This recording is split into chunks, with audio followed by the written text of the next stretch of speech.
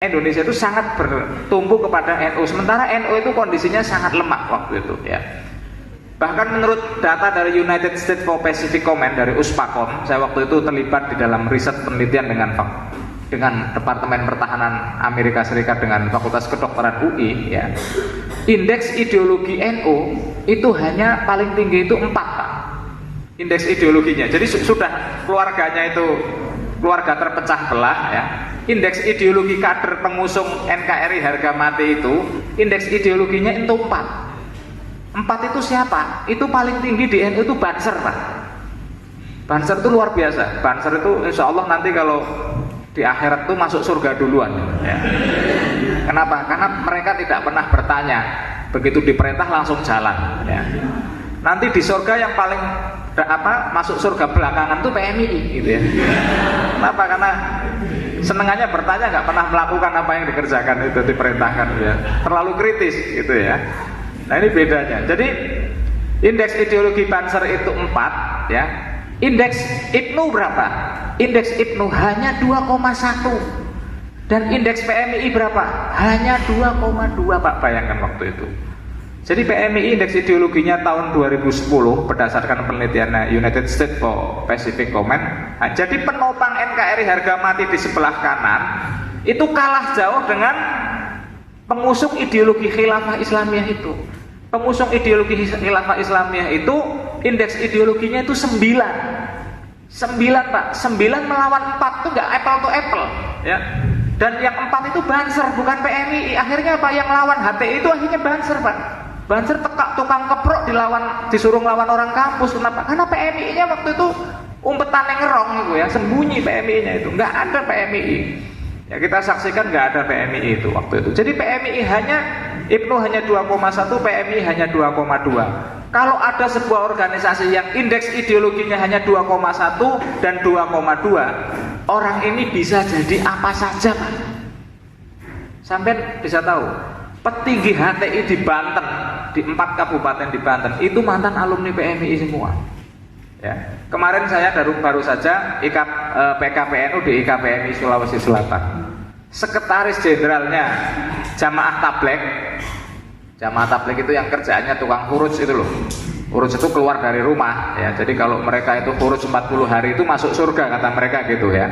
Dan kalau orang huruj 40 hari itu boleh kawin lagi. Jadi insya Allah, dan saya di NU sudah huruj selama 8 tahun. Jadi insya Allah kita di atas surga lah gitu ya. Wong udah lama sekali dan bisa nambah istri banyak itu karena 40 hari dibagi 8 tahun ya. Ternyata Pak, begitu rihlah itu yang diwawancara itu mantan ketua PMI cabang Pak. Dan dia mengajak seluruh anak PMI di Sulawesi Selatan supaya mufarroqoh dari Nahdlatul Ulama segera masuk ke Jamaah Tabligh itu. Jadi apa yang saya katakan dulu itu betul ya. Jadi inilah latar belakang kenapa saya waktu di PBNU ini saya tak bertanggungjawabkan ya. Saya Pak Kiai Mun'im, para instruktur PKPNU yang meminta PMI kembali kepada Nahdlatul Ulama itu saya. Orangnya ini saya. Sampai boleh menuduh saya nggak apa-apa gitu. Ini mengembalikan saya. Karena alasannya ini indeks ideologinya hanya 4 Pak. Hanya 4. PMI hanya 2,2. Orang ideologinya 2,2 itu bisa jadi apa saja Pak sampai untuk dari PMI menjadi PKI itu tinggal 1 strip ya. Podora sembayangnya kan gitu. Orang sembayang jadi ketawain sama sampean ini kan gitu kan. Ada orang sholat subuhnya itu namanya sholat subhan, subuhan dan duha gitu. Itu PMI itu ya. Seperti itu ya. Jadi akhirnya kondisinya itu sangat parah. PMI itu 2010 itu mengalami disorientasi yang masif, terstruktur yang masuk ke dalam struktur Nahdlatul Ulama. Itu paling tinggi itu Banten. Sementara lawan kita pengusung ideologi khilafah Islamiyah, ideologinya itu 9 Pak. Sampean tahu siapa buktinya 9 itu? Contohnya itu Dita. Dita itu dulu teman mujadalah saya di kampus UNER. Saya PMI, dia waktu itu HTI. Dita ini anak Fakultas Ekonomi, 7 kali berdebat dengan saya waktu itu di zaman saya kuliah di UNER, berdebat dengan saya. Begitu sekarang saya menyaksikan Dita sudah bertransformasi dari dulu aktivis HTI biasa, sekarang sudah menjadi aktivis Jamaah Ansarud Daulah. Dita lah yang melakukan bom bunuh diri ya. bom bunuh diri mengajak 4 orang anaknya dan istrinya. Pertanyaan saya, apakah di NU ini orang kayak sampean-sampean ini berani melakukan bom bunuh diri seperti Dita apa enggak? Tak jamin enggak berani. Paling sampean nyuruh istri sampean suruh bom bunuh diri ya, supaya bisa kawin lagi kan gitu ya kira-kira. Ini di NU nih Pak. Jadi tidak apple to apple, ideologinya itu tidak apple to apple. Nah, yang ingin saya tegaskan di sini sampean sebagai PMII, kenapa PMII, kenapa ideologinya makin lama makin rendah, makin lama makin rendah? Karena ada namanya istilah independensi ini. Jadi penyebabnya ini independensi ini. Ya.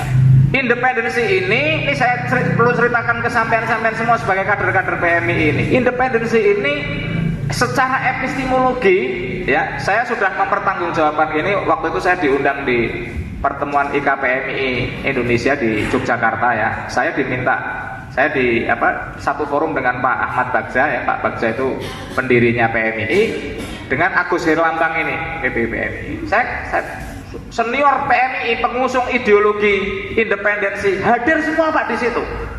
Saya katakan semua, kenapa saya memaksa PMII itu harus segera masuk ke NU? Karena kondisi NU sangat membahayakan gitu. Indeks ideologi PMI hanya 2,2. Ini akibat apa? Independensi. Dan saya sudah wawancara dengan Profesor Muiz Kabri sebagai salah satu ketua, waktu itu beliau adalah ketua Korcap Jawa Timur ya, yang tidak setuju dengan konsep independensi itu tahun 70-an itu. Saya tanya, independensi itu begini Pak, kalau kita pelajari secara epistemologi dan secara ideologi, kalau independensi itu dibentukkan dalam bahasa Arab ya, itu kan mufarokoh sampean itu.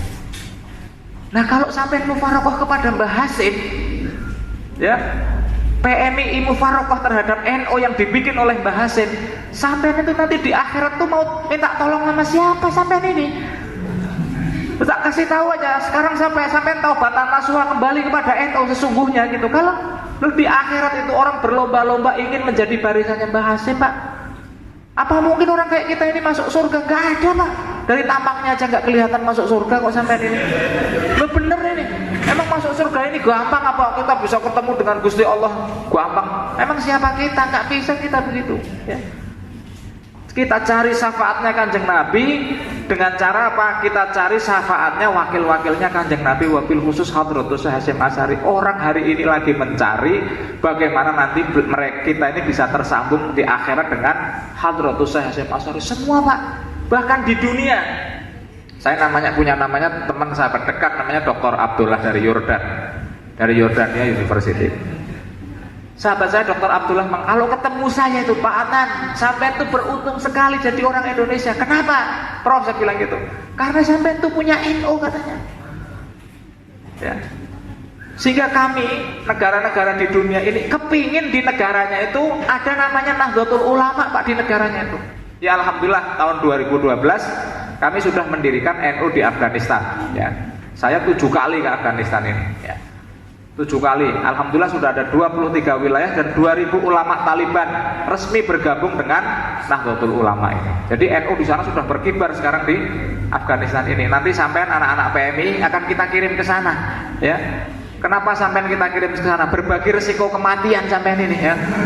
Aku NU tok demo tok isine coba ning kirim nang kono mati ora sampean kono ya. Jadi gitu, kira-kira itu ya.